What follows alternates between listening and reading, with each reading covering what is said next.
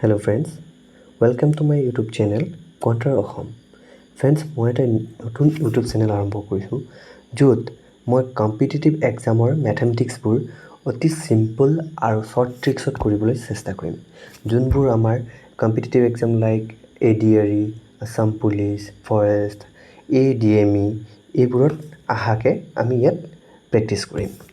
আৰু ফ্ৰেণ্ডছ আমি ইয়াত ম্যাথছবোৰ পুৰা সিস্টেমেটিকলি কৰি যাম লাইক মই আপোনালোকক দেখাই দিছোঁ এতিয়া আমি আজি ইয়াত ধৰক ট্ৰেইন ষ্টাৰ্ট কৰিম তো ট্ৰেইন ষ্টাৰ্ট কৰোঁতে ট্ৰেইনত আমি টাইপছ যাম টাইপছত আমাৰ ধৰক কেইটা টাইপছ আছে এটা দুটা তিনিটা চাৰিটা টাইপছ আছে এই চাৰিটা টাইপছত আমি ধৰক এটা টাইপত আমি ধৰক 5টা 10টা তেনেকৈ কুৱেশ্যন আৰম্ভ কৰিম প্ৰতিটো টাইপৰে আমি কুৱেশ্যনবোৰ আৰম্ভ কৰিম ইয়াত যদি আপোনালোকক ভিডিঅ'টো চাই ভাল লাগে তেন্তে লাইক শ্বেয়াৰ আৰু ছাবস্ক্ৰাইব কৰি দিব তো তেন্তে আমি বলক ভিডিঅ'টো আমি আৰম্ভ কৰোঁ সো ফ্ৰেণ্ড আমি ট্ৰেইন ষ্টাৰ্ট কৰাৰ আগত আমি ইয়াত সৰুকৈ এটা বস্তু জানিব লাগিব টাইম স্পীড আৰু ডিষ্টেন্সৰ এটা ফৰ্মুলা আছে সেই ফৰ্মুলাটো আগত আমি জানি ল'ব লাগিব ফৰ্মুলাটো আছিল কি time into speed equal to distance তো এইটো ফৰ্মুলা হয় আৰু এই ফৰ্মুলাটো ধৰক আমাৰ এতিয়া ডিষ্টেন্স উলিয়াবলৈ আমি এইটো আমি ইউজ কৰিম তো কি হ'ব দিছোঁ time into speed equal to distance ঠিক তেনেকৈ আমাক যদি স্পীড উলিয়াব দিয়ে তেন্তে আমি কি কৰিম ডিষ্টেন্স আপন টাইম এইটো একেবাৰে সিম্পল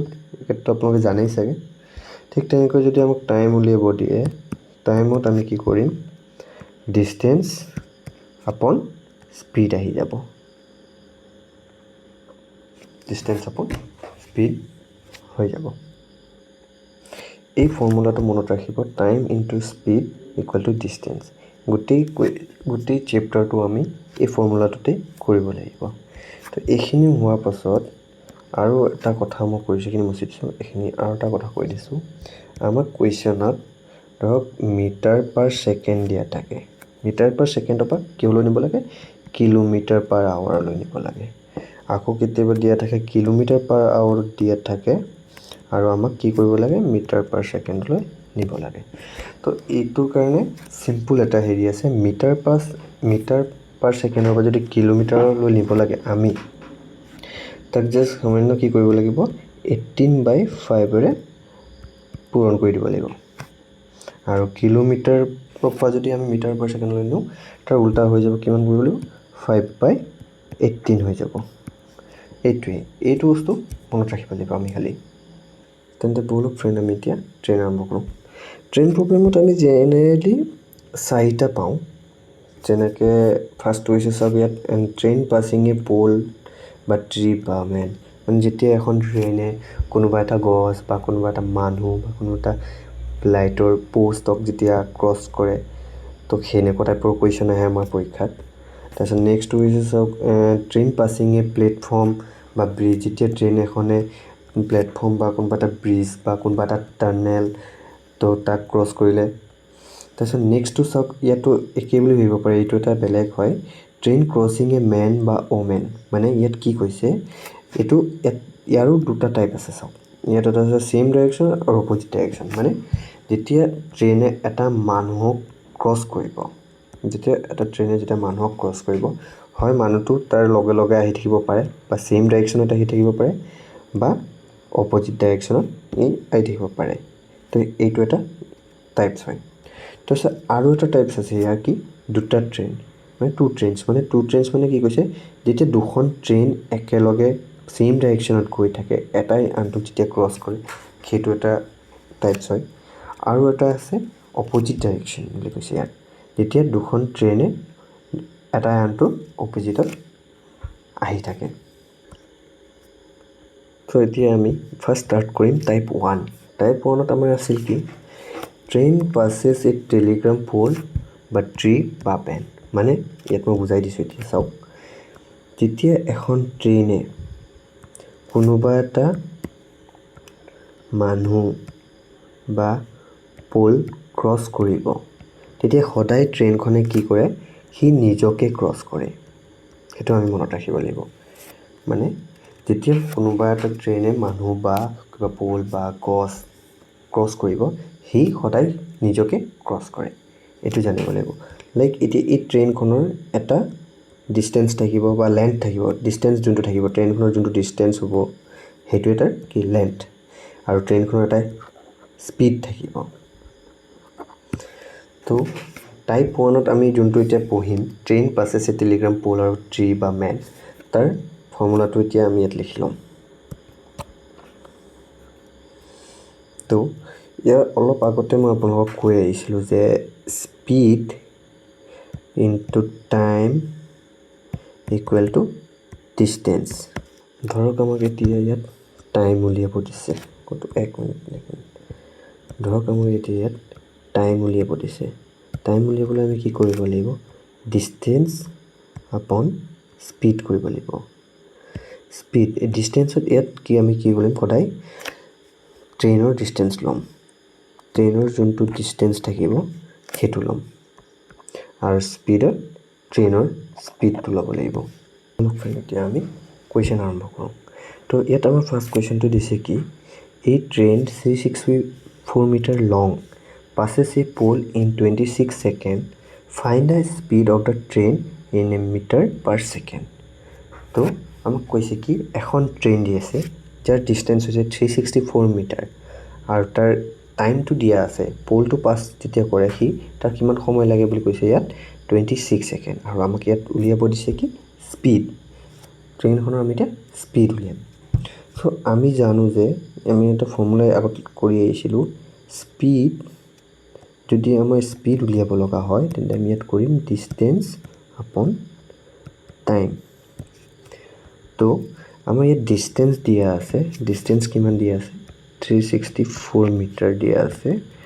আৰু ইয়াত হেৰি দিয়া আছে টাইম দিয়া আছে 26 সেকেন্ড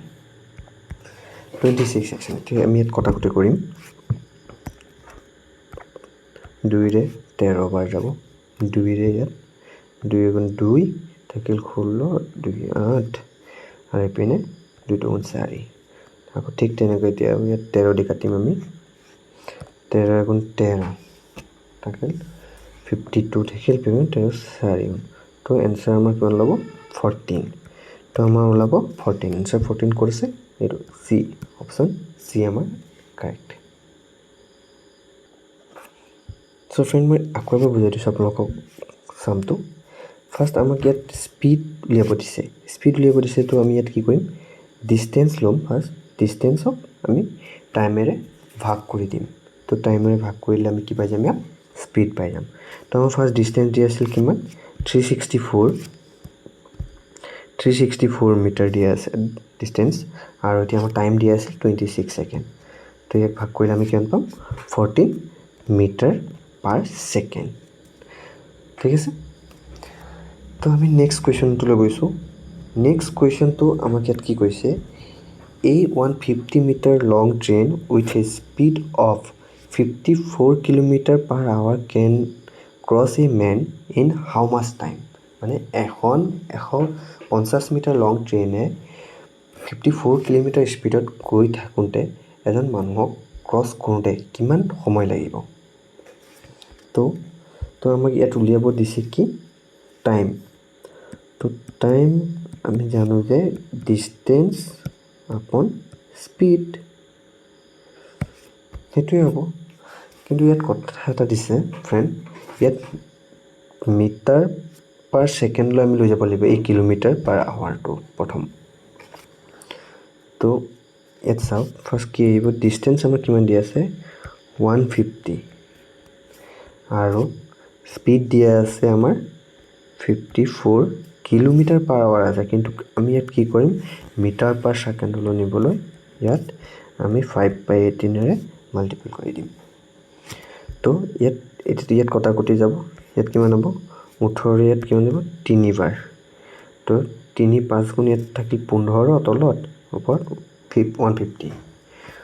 তো ইয়াত 3 5 গুণ 15 হ'লে ইয়াত 15 10 বাৰ যাব সো ইয়াত কিমান আহিব 10 সেকেন্ড তো এনসাৰ আমাৰ কি হ'ব সি ইয়াত মই আকৌ বুজাই দিছোঁ আপোনালোকক 150 মিটাৰ লং ট্ৰেইনৰ ডিষ্টেঞ্চ আছিলে আৰু ইয়াত স্পীড দি আছিলে 54 কিলোমিটাৰ। এই 54 কিলোমিটাৰটো আমি কি কৰিব লাগিব, প্ৰথম